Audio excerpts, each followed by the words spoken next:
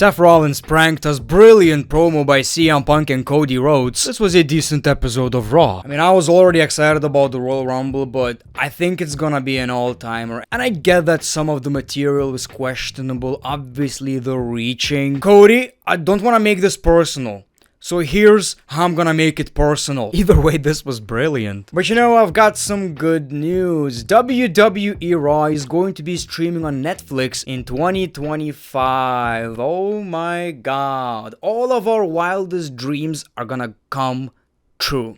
They're gonna come. This brings a whole new meaning to Netflix and chill. Now you can while watching an in the sheer entrance. One eye on the butt cheeks, another on the screen. It's in the sheer! But man, this was a brilliant promo. I wanna see all the people who said that this is going to be a PG Punk, CM Punk is washed, he doesn't have it in him anymore. I think so far everything he did was absolutely tremendous, and I'm invested in Cody again. Not that I didn't like him anymore, but obviously he was in a lot of filler and you kind of forget about the whole story thing, even though it's being mentioned on every single episode of Raw. But you guys know what I mean, right? You want Cody to win the championship, but then you get guys like LA Knight, and you're like, okay, maybe this guy. Now I'm feeling it again, you know, it's that WrestleMania season. And what a great decision it was not to make CM Punk wrestle on Monday Night Raw before the pay-per-view. It's like we have so many reasons to watch the Royal Rumble now. I mean, it's the Rumble, we're gonna watch anyway, but it's also the return of CM Punk. But you know, whatever happens at the Royal Rumble, I just want them to finish the story. The story of love. But anyway, welcome back to the channel. Welcome back to another episode of Greatness of Raw. How are you guys doing today? Now, we're gonna talk about the show. We're gonna talk about the things that happened. Some of them I'll just probably, well, I'll mention them. I can promise you that. But before that, a word from our sponsor. Let me tell you how you can improve your browsing experience with today's sponsor, Opera, the best browser in the world. Opera is fully featured for privacy, security, and everything you do online. And it's packed with features. First of all, you can customize the look and force dark pages. You also have Aria AI. You can get answers to your questions by using the sidebar or Aria's keyboard shortcut. You can also highlight any text online, and Aria will give you an explanation, overview of the topic, or even translate it. Opera also has tab islands, so instead of your browser looking all messy, you can easily arrange tabs into separate islands. What's also great about Opera is that it already has an inbuilt VPN and ad blocker. You don't need to download anything else. You guys know I love that video pop out. For example, you can detach videos from YouTube and then do anything else on the internet while watching the video, or even outside of the internet. Opera sidebar makes everything very convenient. You can have all your messenger, social media, music players, so instead of opening different apps or tabs, you can do it all in Opera and also change the size of the panel. Snapshot is also a very cool feature where you can basically highlight anything you want and capture the image. Good news for anyone who's using a laptop, Opera has a battery saver, and it does exactly what it says. It expands your laptop battery life so you can browse up to an hour longer. Opera also has a brand new feature called Lucid Mode. If you come across a blurred video on the internet, it will sharpen the video in one click, and you can also compare the difference. So I'm sure you're gonna love it. It's absolutely free, so make sure to check out Opera right now by using the link in the description. You know guys, I really like the beginning of the show. So we see Seth Rollins obviously injured, and we don't know what's gonna happen. Is he out? Is he relinquishing the championship? Is Damian Priest cashing in? Okay, now, Damian Priest in kayfabe is an absolute idiot. You see a man injured. You're a bad guy. Like, Damian Priest is a bad human being, right? Okay, why are you not cashing in? Like, you're never going to get an opportunity like this, ever in your life. Ever. Whatever the case may be, Seth Rollins talked about his injury, he landed wrong, and he realized he might miss WrestleMania. He was emotional, he was crying, people were sporting, so, you know, I thought this is going to end even worse, but the doctors told him he might be out for 3 or 4 months after surgery. We see Gunther, and I was like, okay, what is happening right here? Is Gunther taking the championship? I really thought WWE are gonna be like, this is such a great Intercontinental Champion. Seth, just give him the title.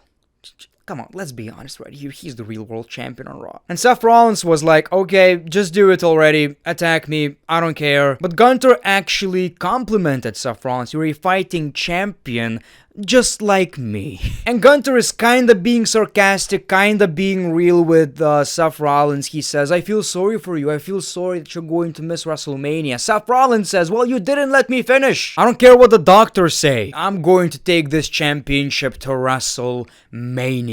So it kinda makes me believe 3-4 months was kind of a kayfabe thing, and he's gonna be fine by WrestleMania. I hope that's true, and if it is true, look people, Roman Reigns is defending the championship like he has 5 broken parts that keep getting injured, right? So if Seth Rollins does the same once, he already defended the championship like 50 times more. I don't think it's that big of a deal, right? Let's not change the plans. Let's just keep going with what we have, what we want, actually.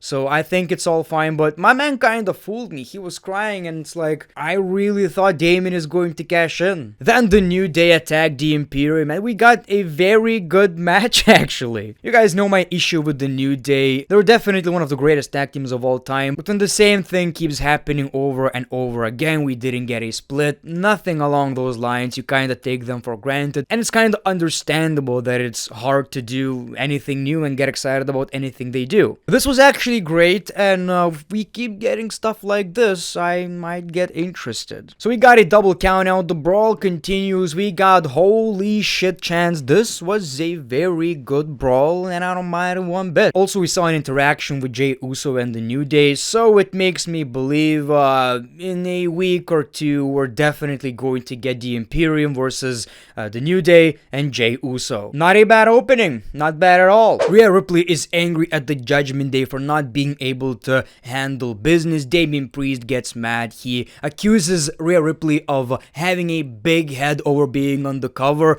Rhea says, you hear that, JD? Big head, me? She made fun of his head, man. Why? Same old, the Judgment Day do not get along. Valhalla was being treated like a big deal and lost the match. Jax got one of the most annoying promos of all time, and Becky Lynch brought back her NXT look, I believe. It's a typical promo. I'm going to win the Royal Rumble. No, I'm gonna win the Royal Rumble. We also saw Bayley from SmackDown. She's gonna win the Royal Rumble, and everybody started fighting. Very, very, very generic, simple.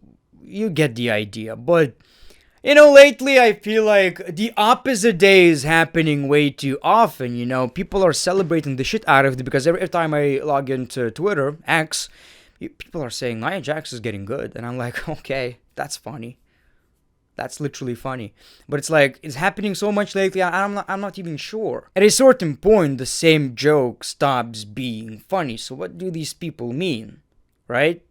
Like, can somebody explain me? Like, I'm not an American, so for how long do you celebrate the opposite day? It's hilarious how R-Truth believes that Dominic is actually 2 people, Dom and Nick. So we got The Miz versus Dominic, in which Dominic Mysterio won. We got an attack from the Judgment Day, and DIY came out with their horrendous theme song. Look, I like the Judgment Day, I like every single member, but let's be honest for a second, it's the same shit every week. So Ivar versus Chad Gable, and the match was actually good. It was entertaining. These two guys have very, very unique styles, so I enjoyed it, but the thing is, like, Chad Gable was facing Gunther just a couple of months ago, and now, you know, it just goes to show how quickly things change. He lost the match, of course. It's a shame, man. I really thought Chad Gable might actually end up being the one who beats Gunther. I know it's unrealistic and maybe it shouldn't happen, but yet at the same time, it's just unfortunate how everything changes so quickly. It was finally time for CM Punk and Cody Rhodes. And it's one of these things that you gotta watch for yourself. I'm almost sure WWE uploaded a full segment on their YouTube channel, so if you haven't seen it, make sure to watch it, because obviously I can't,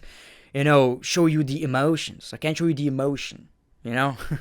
I can't. But I like how they cooked this brilliant segment from what it seems nothing. Punk says right now we should enjoy the moment, and Cody asks what do you want to talk about. And CM Punk told his story about Dusty. In 2007, when CM Punk was a rookie himself, Cody got into the WWE. He was a kid. And Dusty told Punk, look out for him. And CM Punk didn't actually need to because Cody didn't get into trouble. But when an American dream tells you to do something, you do it. Punk also said he watched Cody grow in pro wrestling and become this main event caliber star, and he's proud of him. Cody says you're not alone. He mentioned a couple of legends who also look at Cody and see Dusty. And he appreciates that Punk wasn't basically a dick in OVW, which I believe is an unpopular opinion. Well, anyway, Cody says there are no friends in the Royal Rumble, and they started talking about how they're gonna fight in the Rumble. Like, there are no friends. I know it's reaching, but it kinda worked in this segment. Punk also said, I looked out for you, but at the Rumble, I'm gonna look at you. I'm going to do whatever it takes to beat you because I'm main eventing WrestleMania. So they basically did these subtle shots until things got personal. Punk says they've traveled very different paths, and he had to scratch and claw to get to where he was. He says, while Cody has emerged from the shadow of his father. So Punk is more of an American dream than Cody, having had a father who was just an electrician. That was impressive. How do you even think of shit like that, right? Like, that was a pretty good line. CM Punk is the American dream. He was not supposed to be a star. You know what is an American dream? While watching wrestling and Indus Shira coming out. That's my American dream. But back to Cody and Punk. Cody talked about Punk's pipe bomb and how he left and didn't give, the torch to anyone else. He just dropped it. And Cody did exactly what Punk was talking about. So Cody is more of a CM Punk than CM Punk is. So things got even more personal. Punk again compliments Cody. You're on the cover. You're a big star. But now a bigger star came back and he's going to take everything from you. And things got personal, man. You can't tell whether they're going to bite each other or kiss each other. Doesn't really matter, but things got definitely personal. And what a shot. Two of the biggest wrestling stars. During these kind of moments, I always remember that this is the guy who was playing Stardust. And now he's on par with CM Punk, who was at the time one of the biggest stars in professional wrestling. Like, he is still. It's crazy, right? And it's also crazy that this is a segment we should be watching on AEW Dynamite, Tony. What the f were you thinking, Tony? But man, what a tease for the Rumble. I already know the video package is going to finish like this, just Punk and Cody looking at each other. I know in reality it doesn't matter who wins, I talked about it already. Both of these guys are most likely going to main event WrestleMania anyway, night 1, night 2. But in kayfabe, they're on Raw, right? It's not like Cody can be like, okay, I'm going to SmackDown now. When it comes to kayfabe, that's not necessarily possible right now. So it still works, but I personally feel like CM Punk should win the Rumble. We also got a women's tag team match, in which Shayna Baszler and Zoe Stark defeated Indy Hartwell and Candice LeRae. And finally, the main event, Drew McIntyre versus Damian Priest. So like I've said, I appreciate these kind of matches. I appreciate that we're no longer getting 6-man tags in the main event, and these are some big ass juicy dudes, right? And I, for the most part, enjoy R-Truth. I think he's hilarious, but this was kind of overdone because this was the main event, go home show before the Rumble, so I expected something a little bit more serious. And also the fact that Damian Priest didn't cash in on Seth, didn't even try, just makes this whole thing kinda stupid. But obviously R-Truth messed things up and Drew McIntyre picked up the W. But like, I know you don't want Damian Priest to become a champion right now, and I get that, but couldn't you write something into the show where basically Damian Priest gets attacked by Drew McIntyre or someone, so, he can't literally cash in, so now we don't have these questions anymore? I don't know. Maybe I'm just talking out of my ass. But anyway, that was your Monday Night Raw. I kinda honestly got burnt out from wrestling. It happens quite a lot. You're excited about wrestling, then you don't care about it, then you're in the middle, and it's 2 weekly shows, then you talk about it and edit it, and you get the idea. But now we're back, man. Royal Rumble. We're back. I'm very excited about the pay-per-view, so thank you for watching this video. The Great One, peace, love, and hugs. It's been a pleasure.